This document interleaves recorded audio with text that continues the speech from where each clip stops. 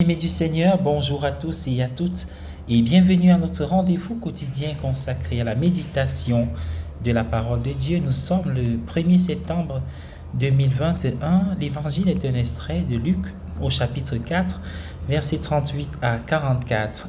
Installez-vous bien, c'est le temps consacré à la halte spirituelle pour la journée.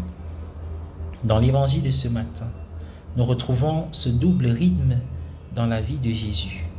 Après une longue journée passée à soigner les malades et les brisés dans la maison de Simon-Pierre et aux alentours, il quitte la maison très tôt le lendemain matin et cherche un endroit isolé où il peut être seul en prière avec Dieu son Père.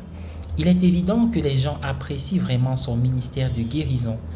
Un grand nombre d'entre eux ont amené leurs amis malades à la maison de Simon où se trouvait Jésus. Pourtant, les gens ne semblaient pas apprécier qu'il s'éloigne dans un endroit isolé pour prier. Les foules se sont mises à sa recherche et lorsqu'elles l'ont trouvé, elles ont essayé de l'empêcher de les quitter. Elles voulaient avoir accès à lui en permanence. Elles ne voulaient pas le laisser partir, pas même pour prier. Pourtant, Jésus devait être conscient que sa communion de prière avec Dieu était la source de son ministère auprès des malades et des nécessiteux. Et en ce sens, sa prière était encore plus importante que son travail. Dans notre culture et dans nos vies, la prière peut facilement tomber au bas de la liste des priorités.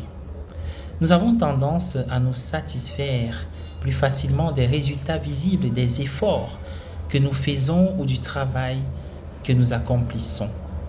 La prière peut sembler une perte de temps en comparaison. Les habitants de Capharnaüm semblaient être de cet avis en ce qui concerne Jésus. Un de mes amis prêtres décédé il y a quelques années, qui m'a beaucoup appris, m'a dit un jour que la prière était l'écoulement du temps devant Dieu.